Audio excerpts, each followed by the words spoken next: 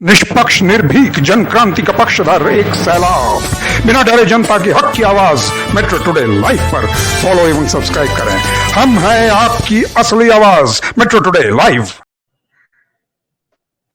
नमस्कार, मैं हूं सुशील शंकरवी का मेरे साथ देख रहे हैं मेट्रो टुडे लाइव। आपका अपना चैनल है बढ़ता हुआ। आज हमारे साथ जुड़े हुए हैं एडवोकेट ब्रजेश जी, जो हाईकोर्ट के वकील हैं, जयपुर से जुड़ते हैं। एडवोकेट वकील साहब ब्रजेश जी, आपका बहुत बहुत स्वागत है। दूसरे हमारे साथ जुड़े हुए हैं Vandana Tiwari ji. Vandana Tiwari ji national executive member है भाजपा की महिला मोर्चा की, chairman of Indian civil army and Vandana welfare organization की, national speaker of Gau Gita Ganga रक्षा मंच की हैं। वंदना जी, आपका भी बहुत बहुत स्वागत है मेट्रो टुडे लाइव में। दूसरा हमारे साथ जुड़े हुए हैं दंडी स्वामी ब्रह्मदत्तपुरी जी। ब्रह्मदत्तपुरी जी जुड़ते हैं प्रयागराज से, और दंडी स्वामी जी जो हैं वो हैं संत महंत प्रकोष्ठ के महाध्यक्ष हैं, गौ गीता गंगा रक्षा मंच के सेवक भी हैं। ब्रह्मदत्तपुरी जी, आपका भी बहुत बहुत स्वागत है मेट्रो टुडे लाइव में। जय जय जी नारायण। जैसा कि आपको पता ही है, कल का जो हमारा डिबेट हुआ था वो था ज्ञानवापी मामले में हिंदू पक्ष में वापस अटका हुआ मामला आया था, और तहखाने की छत पर होती रहेगी नमाज, ये पार्ट 2 अब हम आज करने जा रहे हैं, जिसमें कि सबसे ज्यादा जो है हिंदू पक्ष के बारे में बताया गया है क्या है क्या नहीं है। अब देखिए इस पार्ट में इस जो आया है, जो उदय सेवा संस्था है, इसने एक याचिका डाली थी। इस याचिका में व्यासक की तहखाना है व्यास जी का, उसके छत पर मुस्लिमों का इकट्ठा होने से रोकने की मांग की गई थी। ये कहा गया था इस याचिका में कि छत जो है, जो व्यास जी की छत है, वो है जर्जर हालत में, तो उसमें मुस्लिमों को ऊपर जाने से रोका जाए, तहखाने की छत पर जाने से रोका जाए। ये उस याचिका डाली थी उदय सेवा संस्था ने, जिसके उद्देश्य दिया गया था, लेकिन सिविल जज सीनियर डिवीजन ने इस याचिका को खारिज कर दिया। ये कहते हुए खारिज कर दिया कि यथायथ स्थिति रहेगी, मुस्लिम ऊपर जाएंगे पढ़ने और आप जो है नीचे अपनी कथा वथा कर सकते हैं। तो देखिए कितनी बड़ी विडंबना है, एक जगह जर्जर हालत में छत है, उसमें सिविल जज जो है उसको अलाउ कर देते हैं, और यथायथ स्थिति रखने के बाद कहते हैं आप वहां पे कर सकते हैं। तो मैं सीधा दंडी स्वामी जी से पूछना चाहता हूँ, दंडी स्वामी जी, आप ये बताएं कि इस स्थिति में जो ज्ञान व्यापी का जो आया है, जो कल भी हम लोगों ने डिबेट की थी, काफी अच्छी डिबेट थी, अब आप बताएं कि इसमें क्या हो सकता है बेस्ट, क्योंकि सब जगह रोष है, पूरे हिंदू समाज में रोष है, इस रोष का क्या प्रतिक्रिया हो सकती है? जी दंडी स्वामी जी। रोष करना स्वाभाविक है, और रोष करना बड़ा स्वाभाविक है, क्योंकि वो उनका जो फैसला है या जो उन्होंने निर्णय दिया है, अभी फैसला तो हम नहीं मानते खैर, लेकिन उन्होंने जो सुझाव दिया है, इसको एक सुझाव का ये सुझाव कहा जाएगा, और इसको सुझाव कहा जाएगा, और इसलिए जो है ऐसा सुझाव भविष्य में न दें। ये सुझाव देने से क्या हुआ कि सबसे बड़ी बात ये है कि यानी सनातन को नीचा दिखाने का भी इसमें जो है शायद पक्षपात किया गया है। ठीक है, कुछ हमको ऐसा एहसास हुआ है जी। इस तरह से ऐसा अगल बगल, या वो तो बात चलो मान लेते हैं हम, क्या अलग अलग ढंग से करें, पर सिर के अब स्वामी जी चले गए। मैं कहता हूँ वंदना मैडम तिवारी जी, वंदना तिवारी जी, मैं आपसे ये पूछना चाहूँ, नेक्स्ट सुनवाई जो है 19 अक्टूबर 24 को है। ये 19 अक्टूबर 24 को जो ज्ञान व्यापी केस का वापस सुनवाई होगी, वहां से बड़ा, इसलिए और इस समय तक 19 अक्टूबर तक। जी बोलिए। ज्ञानवापी शब्द कोई मुसलमानों के कहीं कुरान में है ही नहीं। ज्ञानवापी नाम कोई शब्द नहीं है उनके कुरान में। ये सब ये मनगढ़ंत, ये लोग जो है ना, आइडिया, इनका सब धर्म भी कर्म भी आइडिया में चलता है। और ये देखते हैं हिंदू क्या कर रहे हैं तो उसको ठीक अपोजिट में ये अपना बना लेते हैं फिर पॉइंट। तो इनका कोई है नहीं। अब हमारा जो सनातन है वो गढ़ा हुआ हिंदुस्तान में जो है पहले से इतिहास रचा हुआ है, लिखा हुआ है।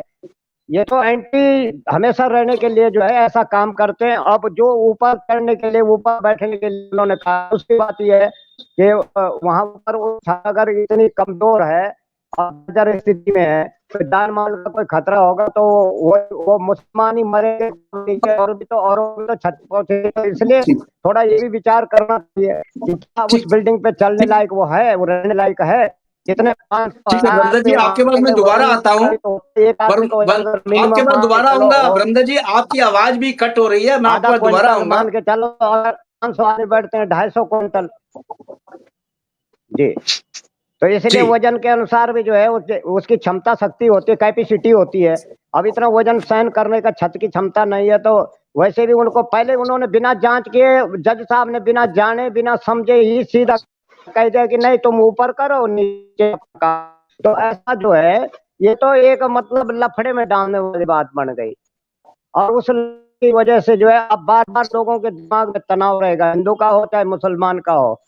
तो हम तो ये कहेंगे कि उनको छत से वहां से जो है अभी भी रिजेक्टेड किया जाए कि वो वहां नमाज न पढ़े, क्योंकि उससे जो है आहत हो रही है भावनाएं, तमाम संतों की भावनाएं आहत होती हैं, और इससे जी धार्मिक संस्था की भी आहत होती है भावनाएं। जो जो मातृ शक्ति है, हमारी मातृ शक्ति जो चार जो माताएं थी, उन्होंने इस बात को उठाया था, क्योंकि जी वहां जी इसलिए ये रखा गया था कि वहां पर जो हमारा गौरी उसका जो स्थान है पूजा करने का, वो उन लोगों के वो जो है उसमें करवट में था। नंदी भगवान का जो जी मुख होता है हमेशा शिवलिंग की ओर होता है। तो भगवान का जो वो स्वाभाविक है, जब घोड़ा है तो सामने राजा बैठा है, तो राजा दरबार में घोड़ा सामने खड़ा रहता है। तो ये तो सब ये जी लोग तो जो है ना ऐसे मतलब वैदिष्टता पैदा करने के लिए और झगड़ा या चिढ़ाने जैसा फैसला है कि चिढ़ाओ इनको खूब। तो ऐसा नहीं करना चाहिए, ठीक हमारा ठीक तो है मानना ये है। ठीक है, आपके पास बड़ी दोबारा आऊंगा। बड़ी आपके पास दिक्कतें हो दोबारा रही आऊंगा। हैं इसके आपके पास दोबारा आऊंगा। जी ठीक है ब्रह्मदत्त जी, आपके पास दोबारा आऊंगा। वरना जी से पूछ लेते हैं। वरना तिवारी जी, जी जनवरी में जी कोर्ट का जो था, व्यास जी के तहखाने के पूजा पाठ का अधिकार दिया गया था। जनवरी 2024 में दिया गया था अधिकार। अधिकार मिलने के बाद सच्चाई सामने आई कि कई संस्थाओं ने इसके ऊपर दिया कि व्यास जी के छत जो है उसके ऊपर मुस्लिमों को जाने से रोका जाए। फिर एक संस्था आई सामने जो थी उदय सेवा संस्था, उसने जो है इस पे रोष लगाया कि छत जो है जर्जर हालत में है, इसलिए मुस्लिमों को ऊपर जाने से रोका जाए। ये पिटीशन जो है अनफिट कर दी गई है जज द्वारा, जो सिविल जज थे। अब उनको ये पिटीशन जज करने के बाद ये ज्ञानवापी का जो इंदस था ये हिंदुओं के अगेंस्ट में आ गया। अब नेक्स्ट सुनवाई जो है 19 अक्टूबर 2024 को होगी ज्ञानवापी केस की। मैं आपसे ये पूछना चाहता हूं वंदना तिवारी जी, क्या इसी तरह से अगर जर्जर हालत है, मान लीजिए छत की, एक जनरल क्वेश्चन मैं आपसे कर रहा हूं, मान लीजिए छत की जर्जर हालत है, नीचे हिंदू बैठ के अपना पूजा पाठ कर रहा है, ऊपर ये जाते हैं जर्जर हालत की छत पे जाते हैं और वहां अपना कुछ भी स्ट्रेंथ जाएगी, 20 गई, 25 गए, 100 गए, छत पे जाके अपना ये नमाज की अदा करते हैं। सपोज करिए कोई इंसिडेंस हो जाता है, क्योंकि यथावत स्थिति रखने के लिए आदेश भी आ गया है, यानी कोई उसमें मरम्मत नहीं करा सकते, कुछ नहीं करा सकते। अगर बाई दी वे कोई वहां हादसा हो जाता है, इसका जिम्मेवार कौन होगा? जी वंदना जी। सर, सबसे पहले तो कल के इस प्रयास को आपने पूर्वतः फिर से रखा, इसके लिए मैं जी आभारी हूँ आपकी। जी जी जी चूंकि धर्म से बोलिए। सम्मत है हमारी ये विषय जो है, ये बहुत ही सेंसिटिव विषय है, और इस विषय जी को आपने मेरे आग्रह पर इसको स्वीकार किया, इसके लिए मैं नहीं नहीं, बिल्कुल साधुवाद बिल्कुल देती हूँ। बिल्कुल। सर, मेरा कल भी प्रश्न था जज जी साहब से, मैं कुछ हाँ जी चीजें याद दिला दूं सर। हम अंग्रेजों की न्याय नीतियों को आज भी सुचारू रूप से व्यवस्था में क्यों रखे हुए हैं सर? प्रश्न ये उठता है। जब धर्म पर बात आती है, मैंने कल कहा था कि धर्म पर जब बात आती है तो ये न्याय संगत तर्क कुतर्क हो जाते हैं। जिसे वो न्यायाधीश बनकर न्याय कर रहे हैं, दरअसल ये न्याय का कोई पक्ष ही नहीं है। सर, दो समुदाय के पूजा अर्चन और आराधना का विषय जब अलग अलग होता है तो किसी भी तरह से एक जगह व्यवस्थित होकर के वो पूजा कर ही नहीं सकते। यह Correct. विचार, छोटा सा विचार जज साहब के दिमाग में नहीं आया। सर नहीं, आता कैसे? करेक्ट, अब मेरा पूरा चैलेंज हमारे जज साहब पर है। सर हिंदू आक्रोशित है क्योंकि हिंदुओं ने संयम रखा है। संयम की एक सीमा होती है सर, सरलता की एक सीमा होती है। सरलता इंसान को कमजोर नहीं बनाता सर, जी, धूने वेग से उद्वेग हासिल करवाता है सर। अगर हम जी, जी, सरल हैं, हमने नैतिक जिम्मेदारी पूरी की, हमने सहन किया, हमने संयम रखा, तो हम असंयमित भी हो सकते हैं, इसका भान उनको होना चाहिए था। करेक्ट, मैं पूछना चाहती हूँ सर कि एसी रूम में बैठकर फैसले करने वाले जज साहब पूजा के दोनों, तीनों, पांचों समय में क्या वहां स्वयं उपस्थित रह करके सारे विधि विधान पूरे करवाएंगे? अगर नहीं करवाएंगे तो उन्हें फैसले का कोई हक नहीं है। सर मैं कहना चाहूंगी, मैं बहुत कुटिल कुटिल बातें कहूंगी, मैं ना कोई वकील हूं, ना मैं कोई जज हूं, लेकिन हमारी न्याय नीतियां कहाँ विरोधाभास कर रही है, इसके ऊपर मैं कुछ आपको पॉइंट दे रही हूं। सबसे पहले न्याय की देवी के आंखों पर जो वो काली पट्टी बांध रखी है, मैं उसे कहती हूं कि ये विघटन का सबसे बड़ा स्वरूप है। न्याय अगर अंधा है, न्याय अगर कुछ देख नहीं पाता, तो उसकी तर्क करने की शक्ति क्षीण हो जाती है। सबसे पहली बात, उसे किसी अपाहिज की तरह, किसी हैंडल का, किसी तख्त का, किसी सहारे का सहारा चाहिए। हमारी भाषा में अगर साधारण तौर पे मैं ये कहूं कि गांधारी, हम इस न्याय देवी को गांधारी की उस पट्टी से बांध लें, अगर देख लें, समझ लें, तो क्या हुआ था हर्ष सर? धृतराष्ट्र तो जन्म से अंधे थे, ये उनका दोष नहीं था, लेकिन गांधारी ने आंखों पर पट्टी बांध करके कौन सा स्वरूप दिखाया सर? वो भागीदार बन गई। हमारी न्याय की देवी भी भागीदार बन रही है, इन तमाम गलत फैसलों की भागीदार बन रही है। सर बहुत लचर प्रक्रिया है कानूनों में। मेरे ऐसे कई दोस्त हैं, मैं पिछली बार भी एक बार बोल चुकी हूं कि पूरे अपने जब वो व्यवस्था में बैठते हैं न्यायाधीश होकर, पूरा अपना समय खत्म कर देते हैं सरकारी पैसे पर, सरकारी अनुदान पर, और सरकारी सेवाओं से लिप्त होने के बावजूद एक फैसले नहीं दे पाते। ऐसे न्यायाधीशों को मैं कहती हूँ कि उनको जमीन पर भी, पटल पर भी पांव रखने का कोई अधिकार नहीं है। सर ये कुर्सी के साथ आत्मघात हमला है, पहली बात। सर अंग्रेजी मीडियम से पढ़े हुए लोग, सर वामपंथी इरादों को मानने वाले, कांग्रेस की विचारधाराओं में लिप्त रहने वाले लोग कभी भी धर्म का साथ नहीं दे सकते सर। इसके सैकड़ों प्रमाण मैं आपको देती हूं। सर 1947 में जब विभाजन हुआ और मार करके हिंदू पाकिस्तान से हिंदुस्तान में भेजे गए, सर लाशों पर जो ढेर बना, अंबार सजा, हमें तभी समझ जाना चाहिए था कि ये जो सो कॉल जाति है, ये जाति कभी भी मनुष्यता की श्रेणी में नहीं है। पहली बात, हमने कितनी देर लगा दी सर? हम वही लचर प्रक्रिया को लेके आए जो अंग्रेजों के टाइम से है। हाँ, समय समय पर कोई चीजों में विवादित जब हुआ तो उसको बदला गया सर, संशोधन हुए हैं, लेकिन ये छोटे छोटे संशोधन किसी काम के नहीं है सर। संशोधित ये करना चाहिए कि अभी आप तमाम आतंकवादी गतिविधियों में जब एक ही जाति के लोग प्रमाण सहित आ जाते हैं और हमारी आंखें तब भी नहीं खुलती, तो धिक्कार है ऐसी जजशिप पर, धिक्कार है ऐसी जजशिप पर। जब तमाम अखबार, तमाम न्यूज चैनल पर हम जितनी विसंगतियां पाते हैं, इन्हीं लोगों की वजह से पाते हैं।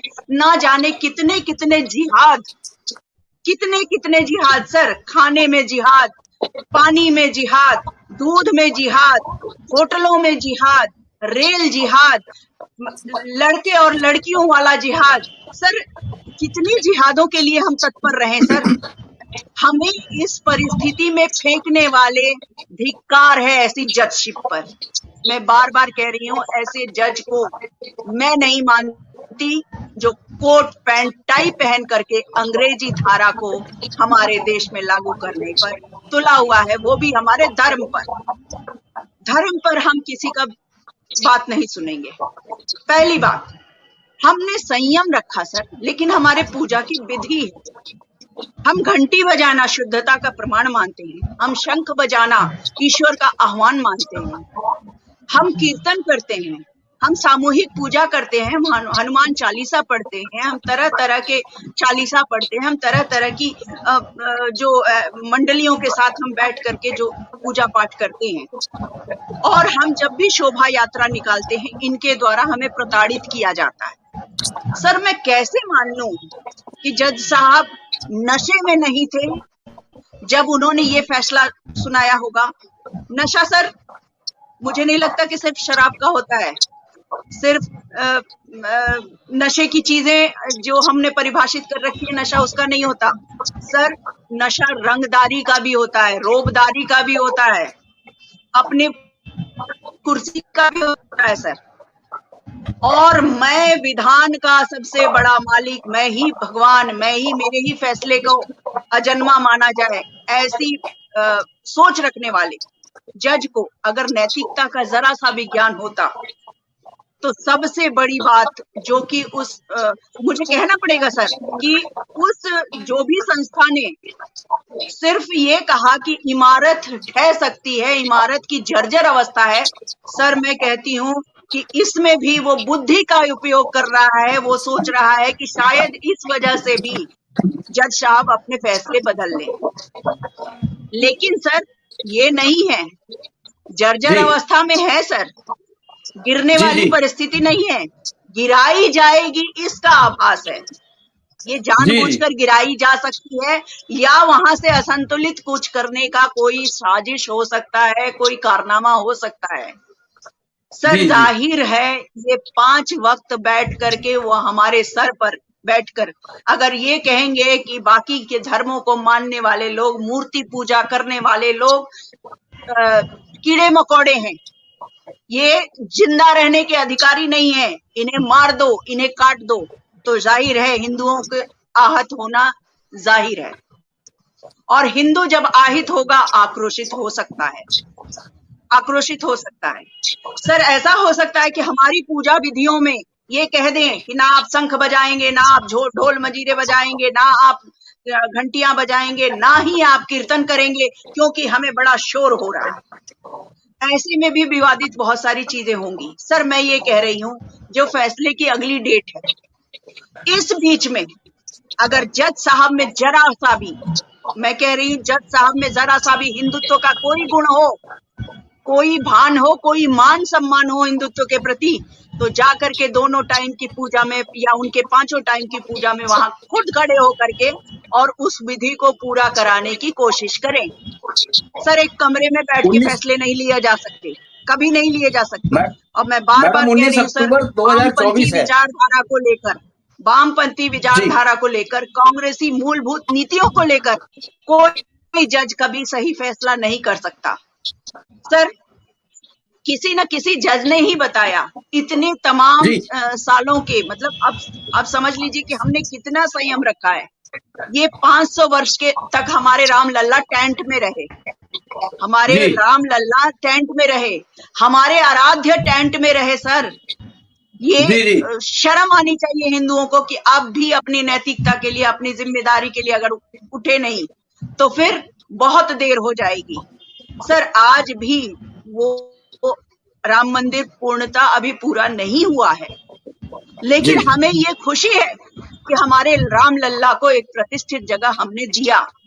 पर हम 500 वर्ष एक फैसले का इंतजार करते रहे, हमारी पीढ़ियां दर पीढ़ियां चली गई, उन्होंने क्या कुकर्म किए थे, उन्होंने क्या गलत किया था सर कि उन्होंने रामलला को एक सही ढांचा नहीं दे पाए, एक सही जगह, एक सही व्यवस्था नहीं दे पाए।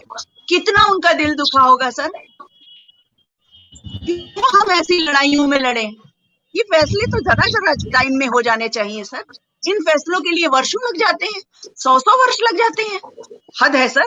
ऐसी न्याय प्रक्रिया को मैं कहती हूँ कि ऐसे न्याय प्रक्रिया को यहाँ से हवा करना चाहिए, सीधी सी सर। जी अब ये ज्ञान व्यापी, जैसे महाराज जी ने कहा, ज्ञान व्यापी हमारा शब्द है। मुस्लिम भागे तो भागे, कहाँ भागे? हमारी तमाम चीजों पर वही अधिकृत होकर के बैठे हैं सर। हमारे ही मंदिरों को उन्होंने मस्जिद में कन्वर्ट किया है। मैंने कल भी पूर्व कहा था, आज भी कह रही हूँ, और मैं जी पूरे जी ठोक के कह रही हूँ। जिस बिल्कुल सही मुस्लिम है। में भी ताकत हो आकर के मुझसे चैलेंज करे, मुझसे बहस कर ले, बहस कर ले। सर तन से जुदा नहीं चलेगा। नुपुर शर्मा अगर उनके आईने को दिखाती है तो सर तन से जुदा, और अपने तिवारी जी, कमलेश तिवारी जी कहते हैं तो सर तन से जुदा, और करके भी दिखाते हैं सर। सर करके भी दिखाते हैं। 150 लोग सर तन से जुदा का शिकार हो चुके हैं सर। 159 लोग, 60 के करीब आंकड़े आ चुके हैं। कहाँ है जी वो जजशिप? कहाँ है वो जजशिप? क्यों नहीं दिखाई देता कि ये इंसान कहलाने के लायक ही नहीं है? इनके फितूर, इनके दिमागों में फितूर भरा हुआ है, और हिंदुओं के प्रति तो ज्यादा से ज्यादा भरा हुआ है। आप ध्यान दीजिएगा सर, मेरा जितना उम्र है, मैं 50 वर्ष की हूँ।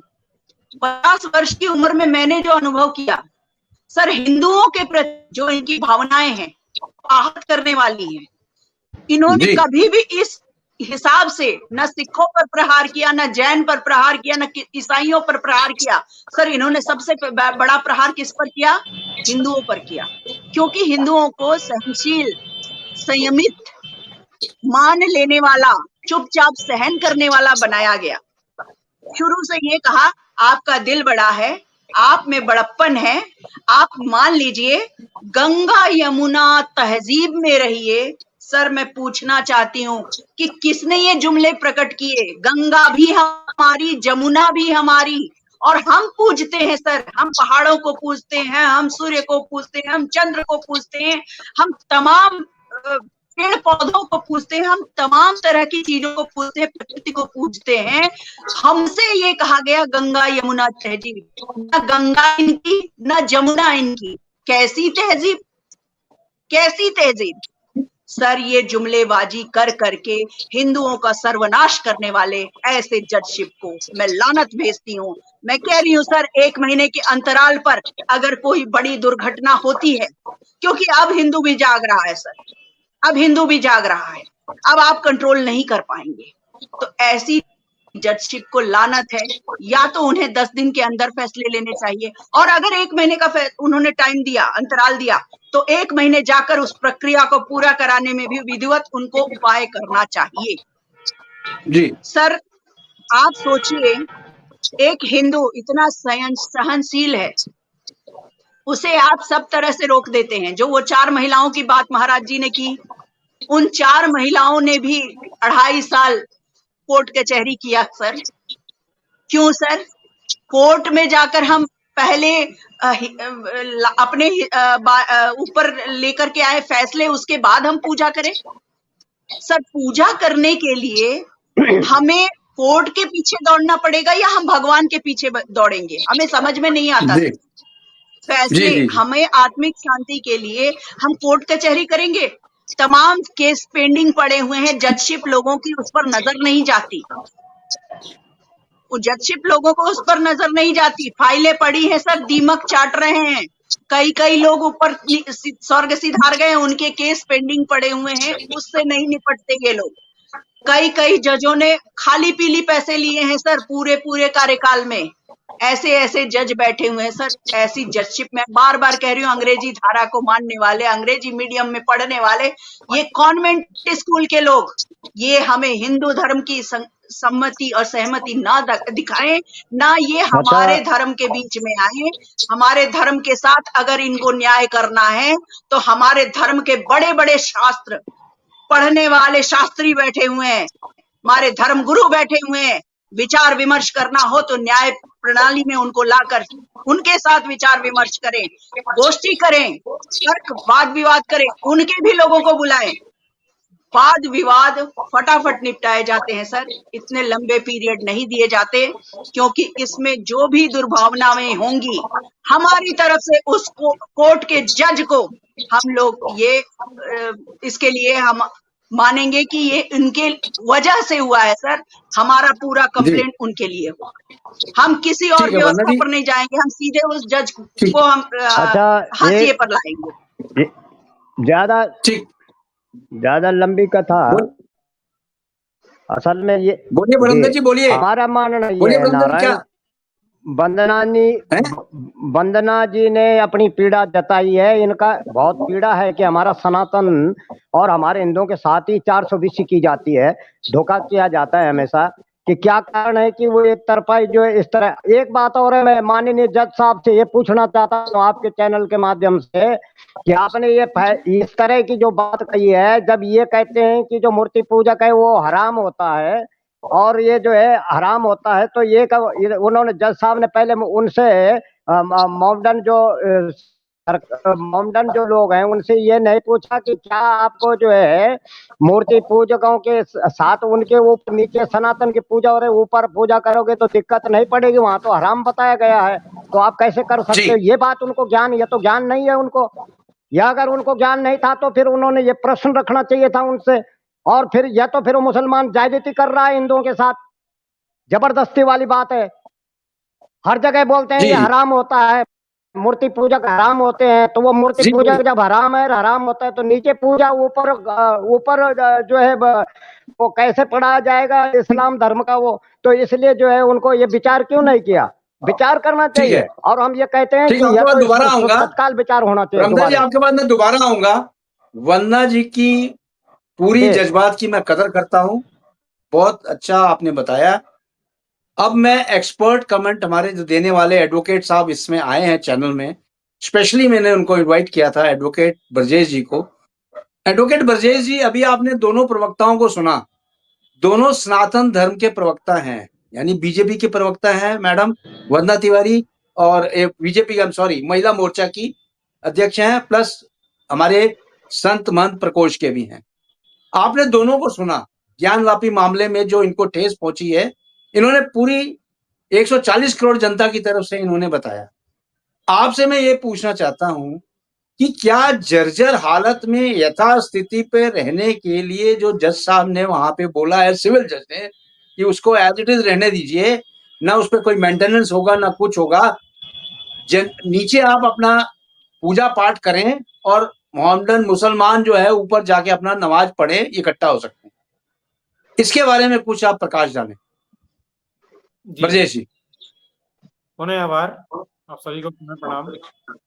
देखिए सर, दो तीन जो बातें बताई हैं, ये जर्जर स्थिति में जो भवन है, जो बिल्डिंग है, इसके बारे में एक तो बात बताई।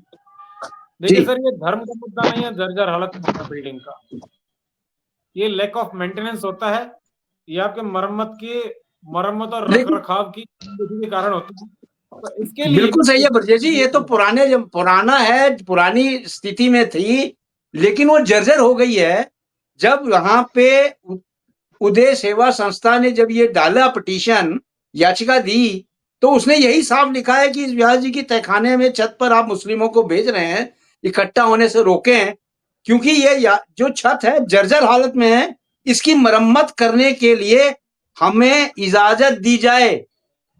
उन्होंने रोक दिया, इजाजत ही नहीं दी मरम्मत करने के लिए, और बोला यातायात स्थिति रहेगी, आप नीचे दीजिए, अपना काम करिए, पूजा पाठ, और ऊपर ये लोग ऊपर जाके तहखाने के ऊपर जाने से अपना पूजा करें, मतलब अपना मुसलमान जो है अपना वहां पे नमाज अदा करें। जी, जिसमें जिस निर्णय की आप बात कर रहे हैं, जो स्टेटस को मेंटेन करने के बारे में जिन जजों ने बोला था, उसमें चीफ जस्टिस थे और 2 जज और थे, 3 जनों ने इनको मिलकर इसके निर्णय दिया है सर। जी जी जी, उसमें सिविल जज सीनियर थे। यथास्थिति रखी जाए। अब जी जी, उसमें क्या पॉइंट थे उनके माइंड में, क्या आ रहा था उस समय पर, क्या सोचा होगा उन्होंने, क्या सोचकर यह निर्णय दिया? क्योंकि बिल्डिंग जब एक जर्जर है तो केवल धर्म का चश्मा पहनकर या फिर जज्बाती का चश्मा पहनकर नहीं दे हो सकता ये जजमेंट। इस जजमेंट में ये भी देखा जाता है पब्लिक सेफ्टी, कि जहां पर लोग नीचे रह रहे हैं, जैसे कोई बिल्डिंग होती है, कोई भी बिल्डिंग, तो उसको अगर हम इस जी तरह से करते हैं तो तुरंत जो है लोकल जो अथॉरिटी होती है, लोकल प्रशासन को ये आदेश दिया जाता है कि इसका पहले ऑडिट करो, क्या ये सही बात है। उसमें क्या है कि लोकल प्रशासन को एक नोटिस दिया जाता है कि भाई पीडब्ल्यूडी है या फिर आपको जो स्टेट में जो भी इस काम को देख रही है, भवन या बिल्डिंग को देखते हैं, सिविक बॉडी है, जी वाराणसी जी जी डेवलपमेंट अथॉरिटी, एमडीडी। उनको नोटिस देते हैं कि भाई हाँ पहले कुछ भी करने से पहले तब तक के लिए आप पहले सबसे पहले उसका बिल्डिंग का ऑडिट करो। यदि ऑडिट में ये पाई जाती है कि यस ये निवास करने योग्य नहीं है या वहां पर आवागमन करने योग्य नहीं है, तो सबसे पहले तत्काल प्रभाव से वहां पर रोक लगाई जाए, किसी भी प्रकार के लोगों की वहां पर आवाजाही नहीं की जाए, इस पर रोक जी लगाई जाए।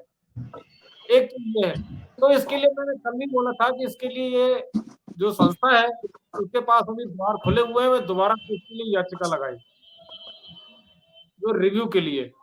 दूसरा दूसरा तुरंत ये बोला गया था कि अभी हमारे पास में जो नए कानून आए हैं जो 1 जुलाई से लागू हुए हैं, भारतीय न्याय संहिता, भारतीय नागरिक सुरक्षा संहिता और भारतीय साक्ष्य अधिनियम, ये तीनों ही कानून जो अंग्रेजों के जमाने के बनाए हुए थे। जो सीआरपीसी थी 1858 की थी आपका, हालांकि उसको 1973 में बनाया था कुछ जोड़ के, 1858 की 1898 की थी और 1860 की थी आईपीसी हमारे पास, और 1872 का था उसमें साक्ष्य अधिनियम, इनको जी बदल के। लेकिन इसमें जो बहन जी ने बोला था जिहाद, ये कई प्रकार का जो जिहाद का इन्होंने परिभाषित किया कई भाषाओं में, भाषा जिहाद भी है। जैसे आप राजस्व की देखिए, आप जो है रेवेन्यू की जो शब्दावली की देखेंगे उसमें हिंदी की शब्दावली नहीं मिलेगी, मुगल की ही मिलेगी। ठीक है सर, खातेदारी, एकड़, मालिकाना हक, काश्तकारी, आपका ये शब्दावली, नकल, ये शब्द जो है आपको उसी के मिलेंगे, ये भाषा जिहाद है। और दूसरा जो आपको जो बताया था जिहाद शब्द भारतीय न्याय संहिता में ये अपराध के तौर पर किया जाना चाहिए था, ये कहीं पर इसको एक अपराध घोषित किया जाना चाहिए था जिहाद शब्द को, परंतु जिहाद शब्द अपराध की श्रेणी में नहीं आया है। जी जी इसके लिए कि जिहाद शब्द क्यों आना चाहिए था, इसका थोड़ा सा मैं 2009 में जाना चाहूंगा। केरल का एक जी निर्णय आया था जो सुप्रीम कोर्ट तक गया था सर, माननीय केरल उच्च न्यायालय ने 2009 में पहली बार भारत में जिहाद शब्द बताया था। जी और तब से जो है लव जिहाद, हालांकि लव जिहाद था, परंतु जिहाद अपने आप में जो अपराध होता है ये पहली बार माननीय उच्च न्यायालय केरल ने बोला था। हालांकि उसमें सरकार ने थोड़ी लीपापोती करी थी, लेकिन जिहाद शब्द एक है, अपराध की श्रेणी में आता है, तो इसके लिए सरकार को करना चाहिए था कि जिहाद को अपने आप में एक अपराध घोषित करे। ये नहीं हुआ है भारतीय न्याय संहिता। बीजेपी से थोड़ा सा ये हुआ है सर, ये इसको मैं मानता हूं, ये मानना चाहिए हमको। दूसरा, जिहाद के जो परिभाषा है वो सभी प्रकार से इस तरह से लग सकती थी, पर वो नहीं हुआ। और एक जो दूसरी बात होता है कि साहब हमने मानते हैं इस बात को, खैर हम देखो जो भावनाएं हैं सभी आहत होती हैं, पीड़ित होती हैं, परंतु ये जो सभ्यता है ये हमारी आयु से बहुत आगे की होती है, बहुत पीछे से भी सभ्यता चली आ रही है, हजारों वर्षों से सभ्यता चली आ रही है, ये जो सनातन सभ्यता चली आ रही है, और केवल भगवान जानता है कि ये सभ्यता आगे कितने वर्षों तक चलेगी। भगवान को पता है, हमें नहीं पता। हम रहे ना रहे धरती पर, ये सभ्यता तब भी चलेगी, हम नहीं थे जमीन पर तब भी सभ्यता थी। इसके माध्यम से मैं एक बात कहना चाहता हूँ कि सनातन धर्म में एक संयम था, धर्म चल रहा था, बीच में गड़बड़ी हुई। मैं इस बात को मानता हूँ कि उग्र होने की अपेक्षा अभी भी, मैं इसको कहता हूँ, फिर मैं कहता हूँ, उग्र होने की अपेक्षा हाँ होकर, जैसे अभी कोलकाता में चल रहा है, डॉक्टर्स का हड़ताल चल रहा है, शांतिपूर्वक चल रहा है, वो किसी उसमें घुसंग में काम नहीं है। तो उन्होंने हड़ताल के माध्यम से, प्रदर्शन के माध्यम से सरकार पर, न्यायपालिका पर एक दबाव बनाया, सरकार इसमें दबाव में आई और न्यायपालिका के पास सुप्रीम कोर्ट में तुरंत सुनवाई शुरू हुई है। तो इसके लिए एक ये किया जा सकता है कि आप जो है उत्तर प्रदेश सरकार या भारत सरकार पर ये बात बताइए इसकी रेगुलर सुनवाई हो। तो सरकार के हाथ में होता है, सरकार के हाथ में है कि वो किस फाइल की रेगुलर सुनवाई करवा सकती है। फटाफट रेगुलर सुनवाई, डे टू डे सुनवाई करें और 1 साल के अंदर उसका निर्णय आ जाए। ये चीजें हो सकता है। तारीख पर तारीख ढर्रा लेना और तारीख पर तारीख लेना, मामला सरकार के हाथ में होता है।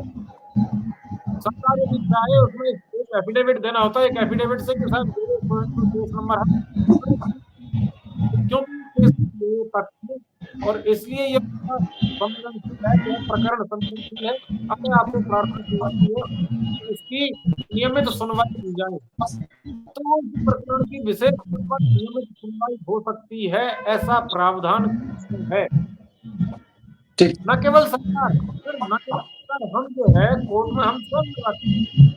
ऐसा करता है कि ये जो केस लड़ने वाले हमारे जो क्लाइंट होते हैं, उनकी कुछ कारण होते हैं, कुछ प्रॉब्लम हो जाती है, मान लीजिए कोई भर्ती प्रक्रिया और उसमें पोस्ट है, अरे भैया लेक्चरर की पोस्ट तो आज ही तो खत्म हो जाएगी, निर्णय आएगा 5 साल बाद, 3 साल बाद, तो हम उसमें रिक्वेस्ट डालते हैं फटाफट किया जाए।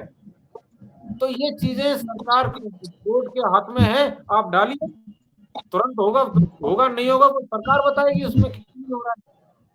तो इसके लिए हमें करना चाहिए। मैंने आपको कल भी उदाहरण दिया था, सऊदी अरब का उदाहरण दिया। सऊदी अरब ने ऐसा कानून क्यों बना रखा है कि ज्यादा आप 305 करोगे, ज्यादा वो हड़दंग करोगे, आप जो है बेमतलब का प्रदर्शन करोगे, आपको सजा दे दी जाएगी, सजा आजीवन कारावास।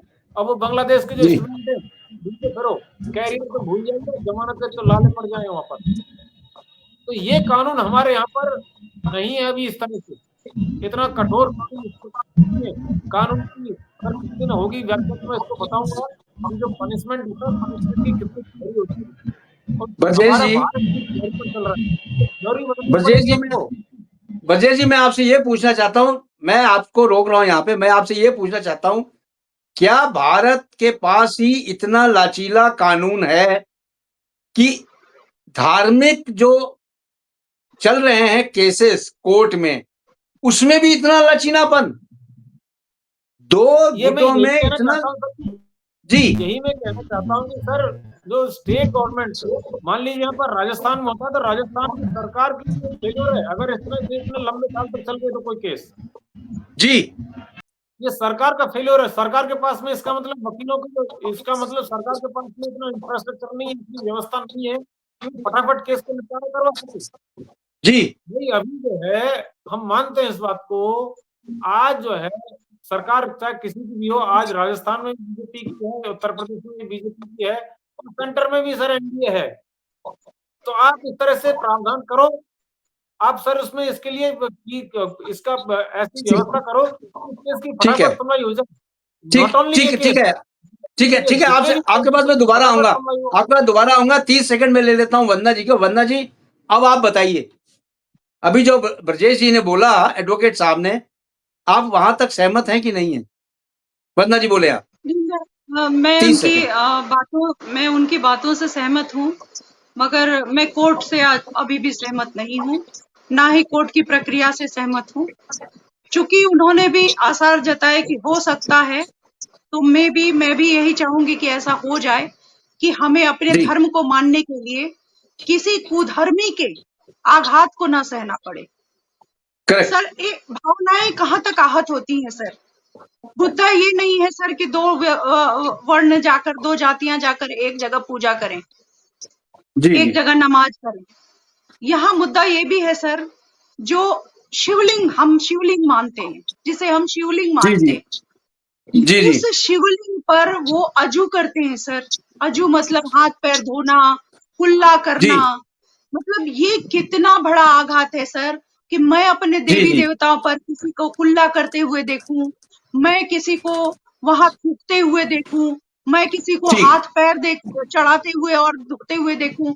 सर, ये आघात की परिकाष्ठा है, मैं नहीं मानती। करेक्ट, करेक्ट, बिल्कुल सही। दूसरा चीज उन्होंने कहा सर, मैं अभी उनको याद दिलाना चाहूंगी जिस धरती पर बैठे हैं सर, ब्रजेश भाई, जिस धरती पर बैठे हैं राजस्थान में कल की घटना है सर। कल जी। फिर पत्थरबाजी और बोतल और तमाम तरह के नुकीले चीज जो पहले से कहीं ना कहीं ये किसी मस्जिद में, किसी घरों के ऊपर ये पहले से तैयारियां करके बैठते हैं सर। और जी जी मैं जी आपको एक स्टेटमेंट देना चाहती हूँ कि ये इनको कहाँ से पता चलता है कि फलाने जगह से या ढिकने जगह से हमारा शोभा यात्रा, हमारा पूजा, हमारा कीर्तन या हमारा कुछ जाने वाला है। सर ये प्रक्रिया इनको पुलिस थाने से अवगत कराई जाती है। मैं आपको ठीक है बहुत छोटा सा बहुत क्लू दे रही हूँ ठीक सर। पुलिस थाने ठीक से है बकायदे इन विषयों की जानकारी इनको मिलती है, जिसके लिए ये पूर्वतः अपने आप को तैयार रखते हैं और हिंदुओं पर ये इस तरह के आफत पैदा करते हैं। ठीक सर ठीक है। अगर टाइम मेरे पास अगर इतना ही था। अगर टाइम धर्म मेरे पास इतना ही था madam. Thank you very much. जय हिंद, जय Bharat. Thank you very much. जय हिंद सर। जय हिंद सर।